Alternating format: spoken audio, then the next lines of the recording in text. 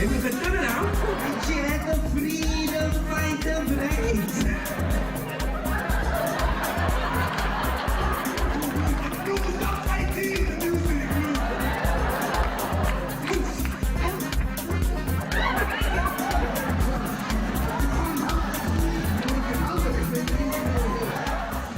Eddy Cassar, what an incredible pleasure sitting here with you. The pleasure's mine, Tanya.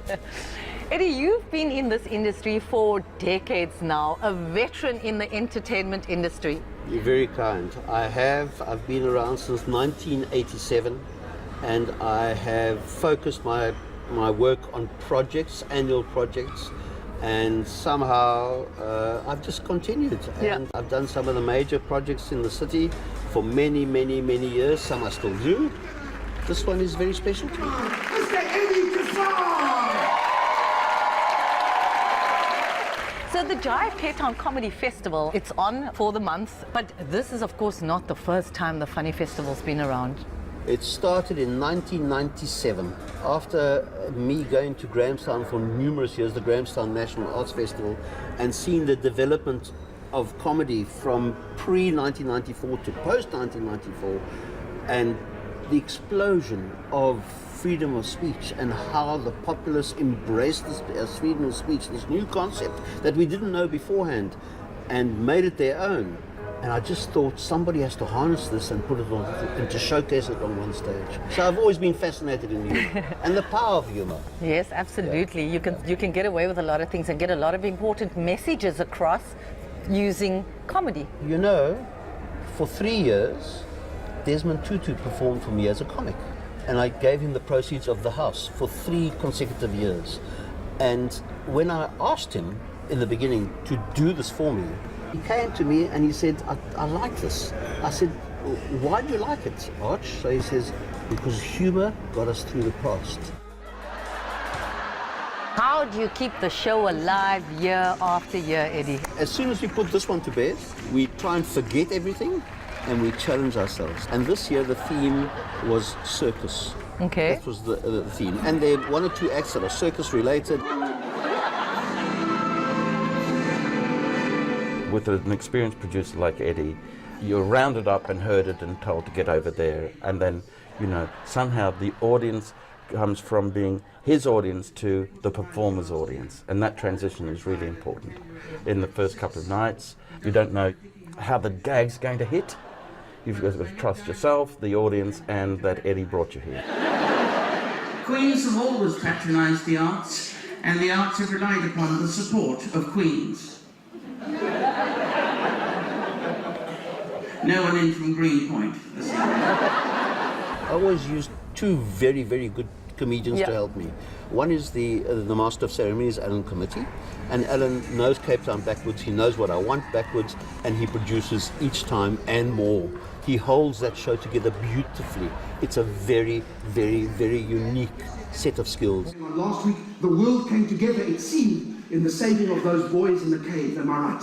That was a very uplifting story, thank goodness. And then we've had the last couple of the World Cups, football can set up. Yes, said one lady out of context.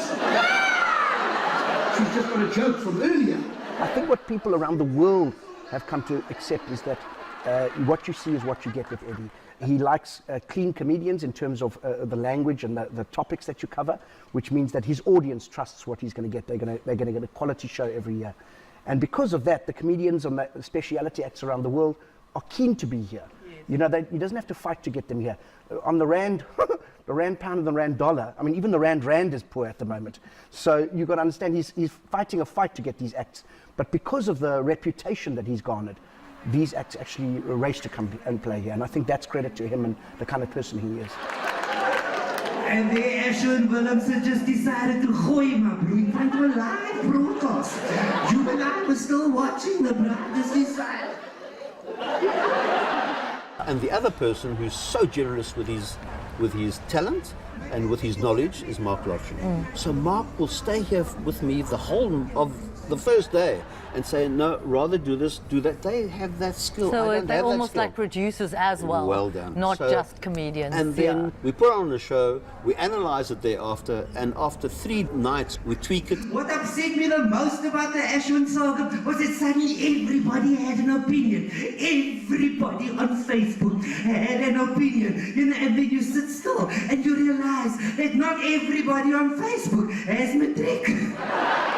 What brings you back year after year? Firstly, you know, it's produced by Eddy Cassar. He's a great gentleman. It's hard to say no to Eddy. He treats the comedians really well. It's a great thing for the comedy industry.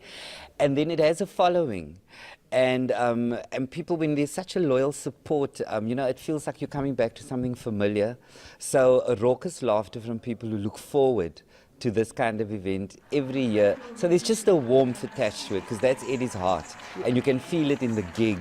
Eddy, how do you decide which comedians to put together? You know, Tumi Morake, who's a wonderful comic out of Johannesburg, tells the story. He says, Eddy puts on a show of his favorite comics and then comes every night, which I do. And I attend every single performance, Yeah.